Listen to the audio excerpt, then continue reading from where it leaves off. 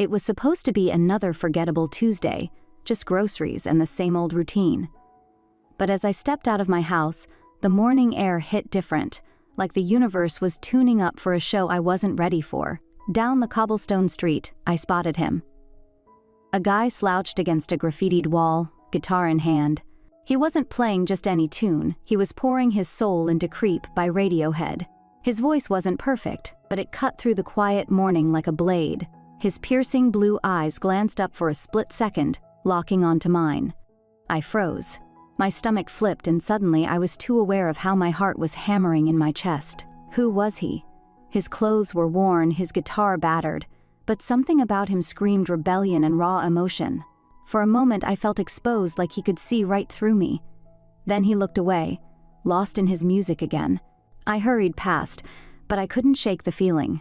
That voice, those eyes, the way the world seemed to tilt for just a second. What the hell was that? By the time I got to the grocery store, I was a mess.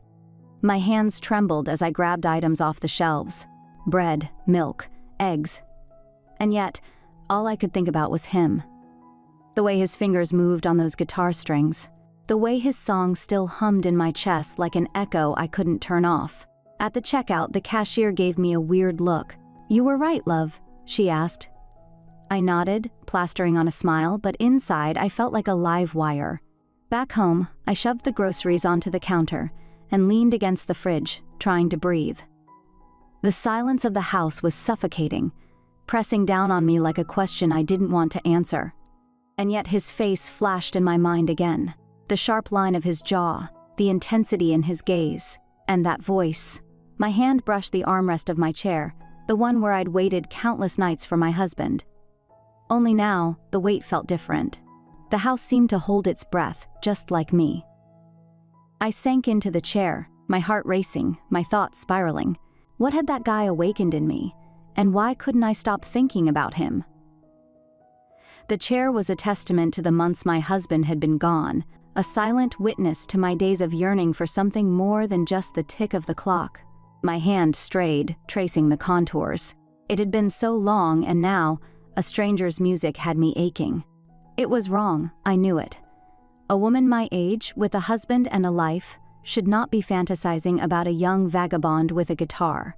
But the ache grew, a pulsing throb that demanded attention. I gave in.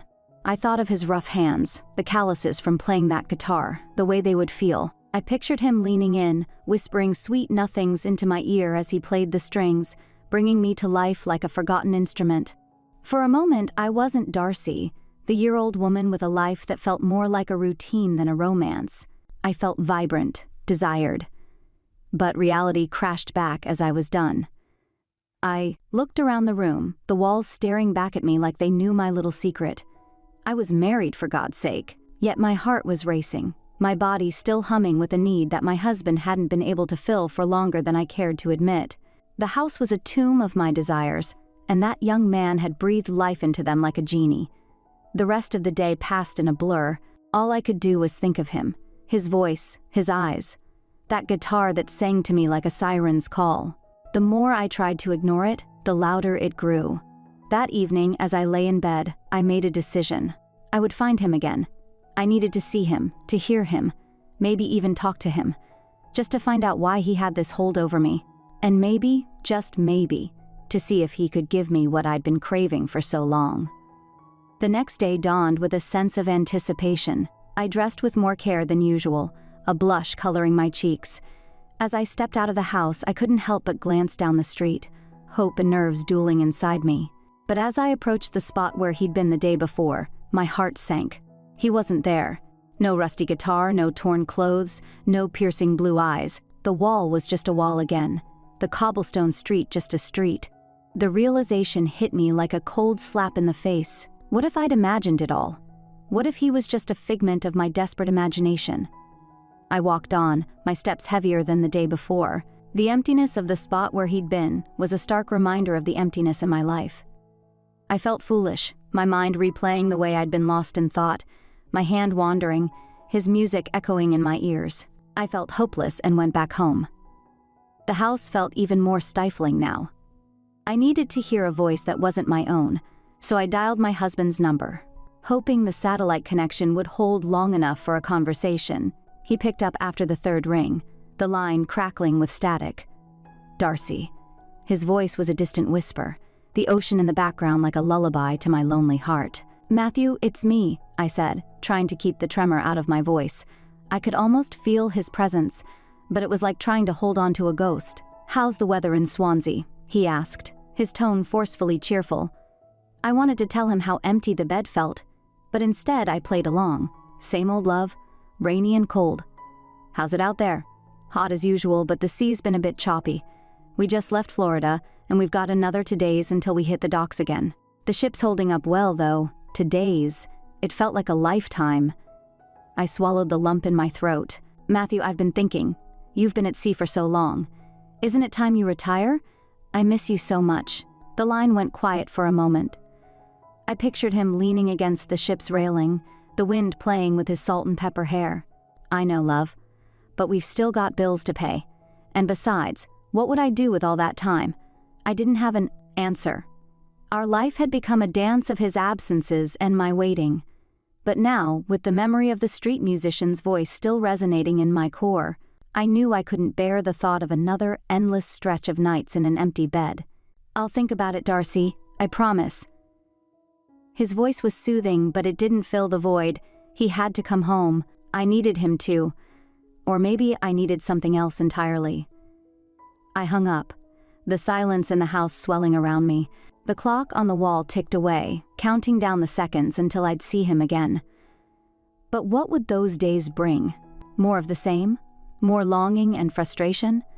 The thought of the young man crept back in. His eyes had held a promise of something more, something wild and untamed. I felt a stirring in my belly, a dangerous thrill that scared and excited me all at once. Maybe it was time to shake things up, to break out of the routine that had become my cage. The next morning, I returned to the spot where I'd first heard him play. I asked a young couple if they knew the man with the guitar. They looked at me, puzzled, before shaking their heads. I described him in detail, his piercing blue eyes, his shaggy hair, but they hadn't seen anyone like that. I tried a few more people, a mother pushing a stroller, an old man with a newspaper, a group of teenagers smoking by the alley. No one knew him. It was like he'd never existed, like he'd been a figment of my desperate imagination. But I knew what I'd felt. That connection was real. Days turned into a week, and my mission became a ritual. Each morning, I'd visit that spot, hoping to catch a glimpse of him, to hear that haunting melody that had stirred something in me. I'd ask around, showing the few coins I had in my purse, hoping someone had noticed him, had seen where he went. But Swansea had swallowed him whole, and with each passing day, my hope grew dimmer. One afternoon, as I was about to give up, a gust of wind picked up a crumpled flyer from the ground. It fluttered up to me like a message from the universe itself. It was for an open mic night at a local pub, the Rusty Anchor. The date was tonight, and the image of a guitar was slapped right in the middle of the page. My heart skipped a beat. Could it be him? Could he be there?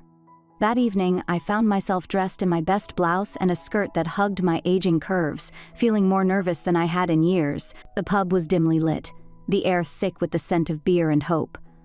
I took a deep breath and stepped inside. The Rusty Anchor was a dive, but it had a certain charm that I hadn't noticed in the starkness of daylight. The floor was sticky underfoot, and the walls were lined with peeling posters of bands long forgotten. A makeshift stage in the corner held a dusty piano. And there he was, the musician from my daydreams, now a flesh-and-blood reality. He was playing Desperado by the Eagles, his fingers dancing over the yellowed keys with a finesse that seemed impossible for someone in his torn clothes. His voice a whiskey-smooth crescendo that painted a picture of a man lost in the desert of his own loneliness. Memories flooded me like a storm. I was a teenager when Desperado had first played on the radio, the soundtrack to my own angsty youth. The lyrics had always resonated, but now they hit deeper, like he'd peeled back the layers of time and exposed a wound I'd thought had long healed. The room erupted in applause, and I realized I was clapping too, my hands stinging from the force of it. He took a sip of water, his Adam's apple bobbing as he gulped. He was so much more than just a handsome face. There was depth in his eyes, a world of stories behind those piercing blues. He leaned into the microphone, his voice a whisper that made my knees weak. "This next one's a classic," he announced. And then he began to play Jeff Buckley's Lover, You Should Have Come Over. This stranger, this man who looked like he'd seen more of life's hardships than my cozy existence could ever understand, was doing justice to Jeff's legacy. He didn't just sing the words, he lived them. "Maybe I'm too young to hold on to you," he sang. It was as if he was speaking directly to me. The room was silent except for the sound of his guitar and the pounding of my heart. After he finished the song, he stepped down from the stage, the applause fading around him. He made his way to a corner. I took a deep breath, my heart racing, and approached him. He was nursing a pint of beer, his eyes dark and brooding. He looked up as I reached him, his gaze flickering with curiosity but no recognition. The room around us melted away as I opened my mouth to speak. "Hi, I'm Darcy," I said, my voice low. "I've been looking for you." He squinted, his brow furrowed. "Looking for me? I don't think we've met, have we?" The words stung, slapping the reality into my face. He didn't remember me, the woman who'd been haunting his street corner every morning, hoping to catch a glimpse of him. I felt silly, a crush from my youth echoing through me, and yet I couldn't turn away. "I heard you playing the other day," I stumbled. "On the street." His expression softened, a hint of a smile playing at his lips. "Ah, that was just me hustling, trying to make a few quid." My cheeks burned. "Your voice, it's amazing." He took a swig of his beer, his eyes never leaving mine. "Thanks, ma'am. It's just what I do."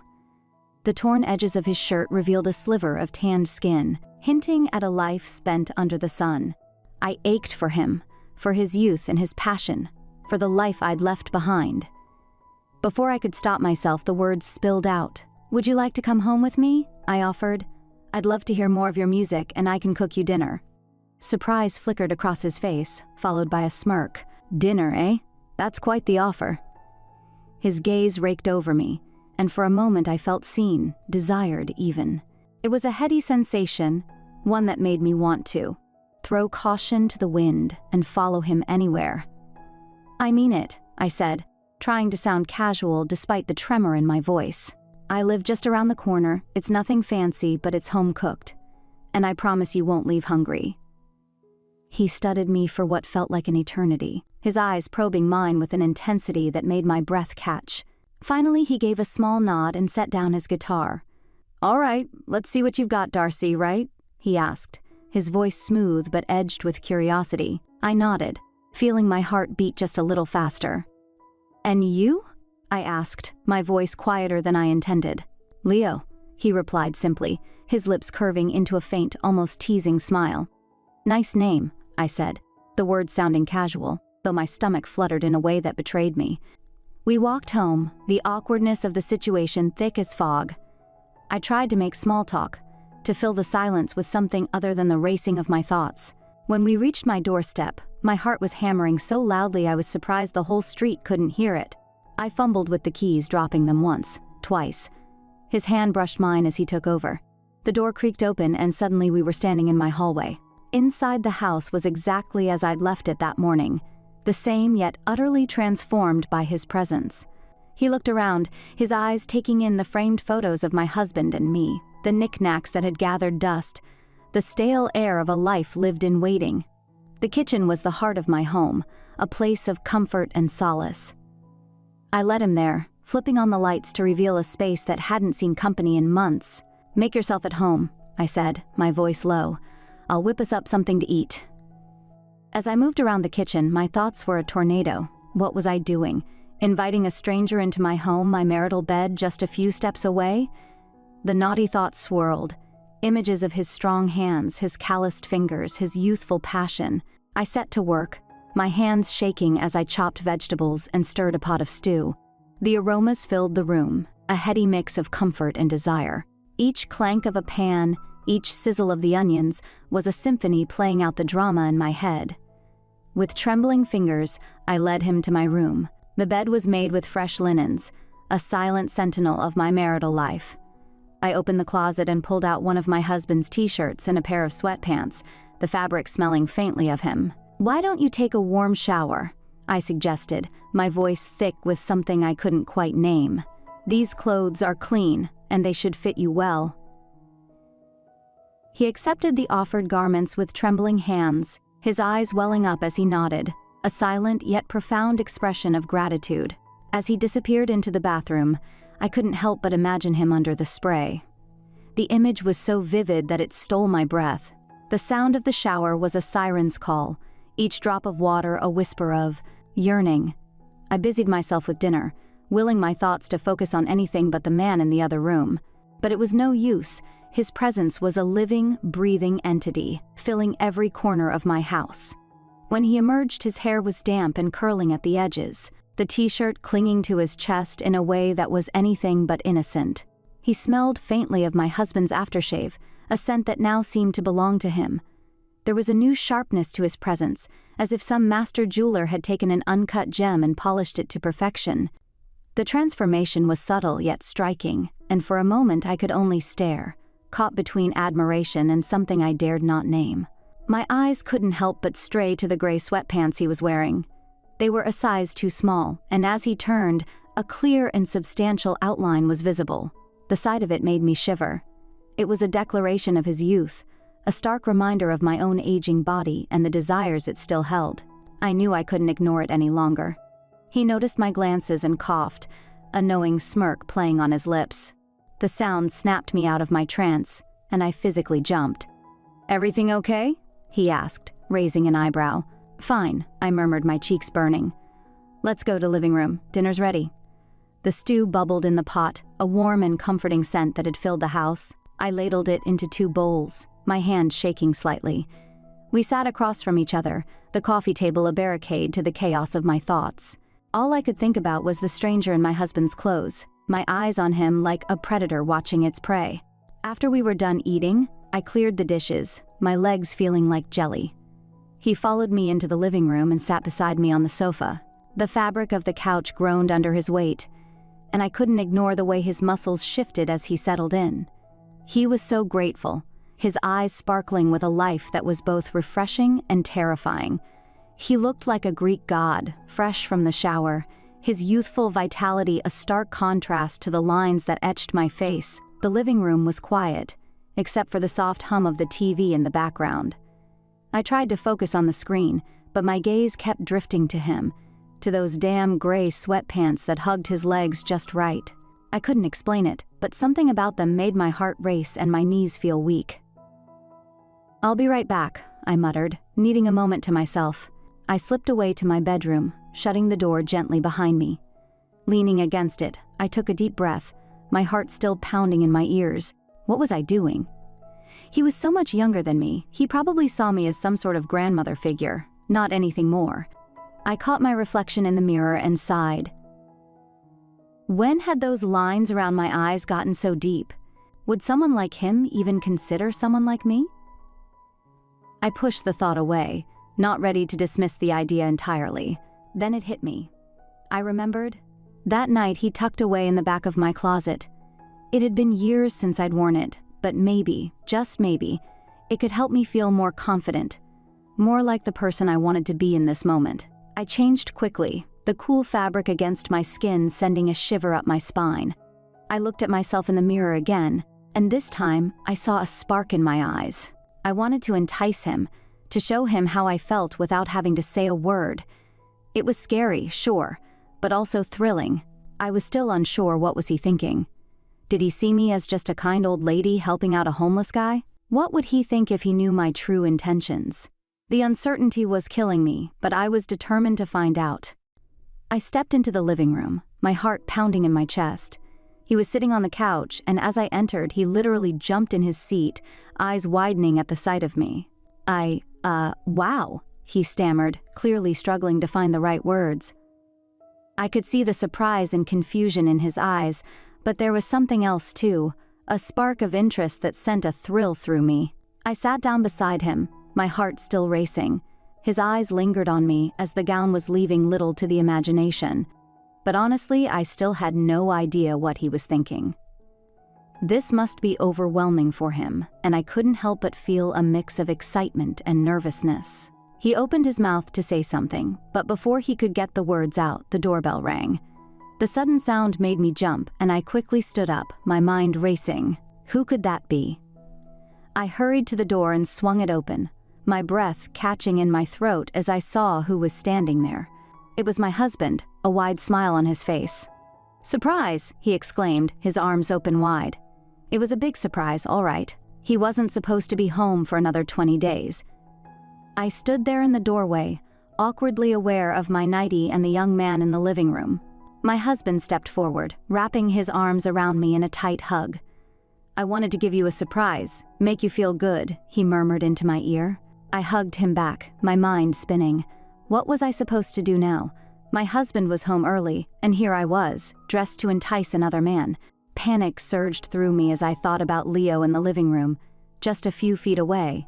What would my husband think? What would he do if he found out? The situation was spiraling out of control, and I had no idea how to stop it. As my husband's arms wrapped around me, my mind raced at 1,000,000 miles an hour. How was I going to handle this situation? The fear of being caught was overwhelming, but I knew I had to think fast.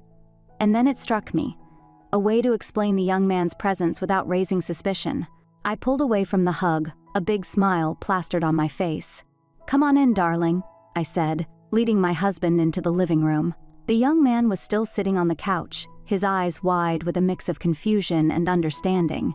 "Honey, this is my long-lost nephew, Andrew," I said, gesturing towards the young man. "He came to town for a few days, so I offered him to stay here with us. You remember Andrew, right? My cousin's son." I held my breath, hoping against hope that Leo would play along. To my immense relief, he stood up and extended his hand to my husband, a charming smile on his face. "Uncle," he said, his voice steady and confident. "It's so great to see you again. It's been way too long." My husband's face lit up with recognition, even though I knew he didn't actually remember Andrew. "Andrew? Of course, it's great to see you too," he said, shaking Leo's hand enthusiastically. "What brings you to town?" Leo, now Andrew, launched into a story about his travels and his desire to reconnect with family.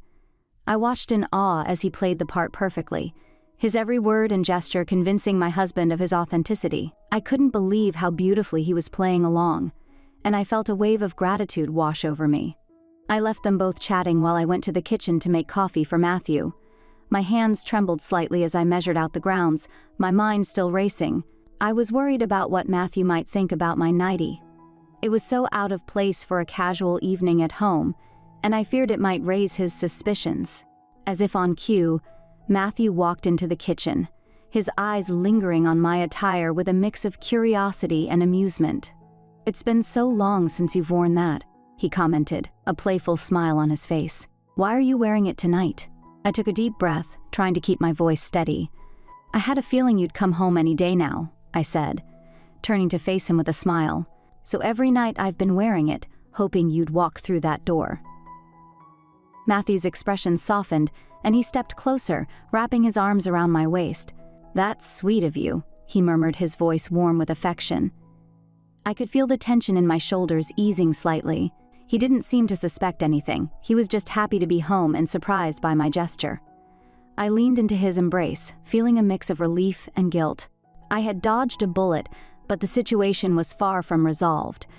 As we returned to the living room, coffee in hand, I couldn't help but steal a glance at Andrew. He was still playing his part flawlessly, engaging Matthew in conversation with an ease that belied the tension underneath. After that, my husband told me he was going to take a shower and left for our bedroom. I was once again left alone with Leo. I turned to him, my voice low and sincere. "Thank you," I said. "Thank you for playing along." He looked at me, his eyes searching mine. "Why didn't you just tell him the truth?" he asked. "That I'm a homeless man, and you only helped me, gave me clothes and food." I sighed, looking down at my hands. "I couldn't tell him that," I admitted. "Not with this nightie on. You being my nephew was the only explanation I could come up with on the spot." I paused, my mind racing, with thoughts I couldn't express. I had been having naughty thoughts about this young man, but I couldn't tell him that. He might not even know my intentions, and I couldn't just blurt it all out. I was in a pickle, but I decided to speak my mind at least partially. "I've been lonely for days," I confessed, my voice barely above a whisper. "Matthew works on a freight ship and has gone for months at a time. I live here alone, and ever since I saw you singing that song on the street, I've been yearning for you." Leo's eyes widened in shock before narrowing with playful realization. He stood abruptly, a grin spreading across his face like he'd just solved a mystery. "Ah, so that explains the nightie you were wearing when you," he teased, his tone laced with a knowing humor that made my cheeks flush. I bit my lip, a guilty smile tugging at the corners of my mouth. "Guilty as charged," I confessed, trying to sound nonchalant, but unable to suppress the warmth creeping up my face. His laughter that followed was light, yet it carried a weight of unspoken understanding between us. Before I could say another word, he stepped closer, his arms wrapping around me in a tight embrace. His lips found mine in a kiss that was both passionate and tender, a kiss that promised more than words ever could. In that moment, all my fears and worries melted away. When we finally pulled away, we stared at each other, a mix of surprise, desire, and uncertainty swirling in our eyes. But then, the sound of the shower running in the bedroom brought me crashing back to reality. I heard my husband's voice calling out, "Can you bring me some towels and clothes?" I quickly disentangled myself from the young man's embrace, my heart racing. "I'll be right back," I murmured, hurrying to the bedroom. I grabbed a towel and some clothes for Matthew, my mind spinning with the complexity of the situation I had created. As I handed him the items, Matthew stepped out of the shower, a wide smile on his face. He wrapped his arms around me, pulling me close. "I missed you so much," he said, his voice warm and loving. I hugged him back, feeling a pang of guilt and confusion. Here I was, caught between two men, my loving husband and the young, handsome stranger who had ignited a passion within me that I hadn't felt in years. Just days ago, I had been lonely and desperate, yearning for companionship in my empty house. Now I found myself in a situation I could never have imagined, with both men within arm's reach. The gravity of the mess I had created weighed heavily on me. I was torn between the comfort and security of my marriage and the exhilarating, forbidden allure of the young man in the other room. As I stood there, wrapped in my husband's embrace, I knew I had some serious thinking to do. The path forward was anything but clear, and I had no idea how I was going to navigate this complex and delicate situation. After my husband had changed into fresh clothes, we both emerged from the bedroom, the scent of soap and warmth lingering in the air. Matthew turned to the young man, a friendly smile on his face. "You can sleep in the guest room," he offered, gesturing down the hall. I waved awkwardly at the young man, my heart pounding with a mix of excitement and nervousness. Matthew and I turned off all the lights and made our way back to the bedroom. That night we made love, but my mind was elsewhere, consumed by thoughts of the young man sleeping just down the hall. As Matthew's breathing slowed and he began to snore softly, I knew he was finally asleep. I slipped out of bed, my heart racing, and tiptoed quietly out of the room. The guest room door was partially open, and I pushed it gently, stepping inside. The young man was snoring softly, his form barely visible in the dim moonlight filtering through the window. I was still wearing the nightie, the cool fabric brushing against my skin as I moved. I lifted the sheets and slid in beside him, my body pressing against his warmth. He stirred, his eyes fluttering open, and when he saw me, he jumped slightly startled. "What are you doing here?" he whispered, his voice laced with fear. "Your husband is right next door. What if he catches us?" I shushed him gently, my hand reaching up to cup his cheek. "It's okay," I assured him. "He's a good sleeper. He won't wake up until morning." The young man looked at me, his eyes wide with a mix of worry and desire. I could feel his heart racing, matching the rhythm of my own. I leaned in, my lips finding his in a soft, reassuring kiss. His body relaxed slightly, his arms wrapping around me tentatively. In that moment, I didn't care. All that mattered was his embrace and the thrill of the forbidden. I would deal with the consequences tomorrow. Tonight, I just wanted to get lost in the passion and forget about the world outside our hidden sanctuary. As we were at it, the room was suddenly flooded with light as my husband barged into the guest room, the abrupt illumination blinding us both. I froze, my heart pounding in my chest, as Matthew stood there, a slow clap echoing through the room. "I knew something was wrong the moment I saw this young man, and you wearing that nightie," he said, his voice cold and calculated. I knew it. My sixth sense is very strong.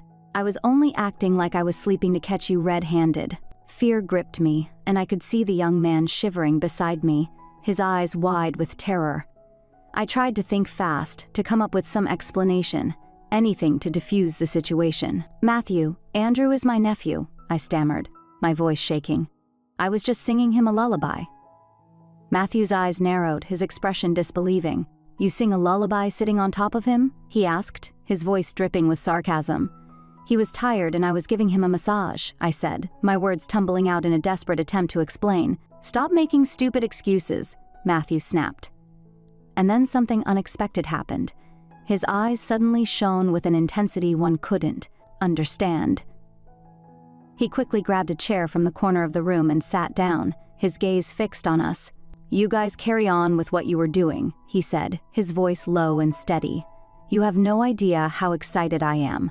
This has been a long-held fantasy of mine, to see my wife with another man." I was shocked and disbelieving. What kind of husband was he? He was thoroughly enjoying this forbidden dynamic, his eyes gleaming with a mix of excitement and curiosity. I looked at the young man, who seemed just as stunned as I was. We were both caught in a web of desire and deceit, unsure of how to navigate this unexpected turn of events. I quickly got out of bed, adjusting my nightie as I stood, my heart pounding wildly. I turned to my husband, my voice trembling but firm. "Matthew, I understand you might be feeling this way, but it's not like that.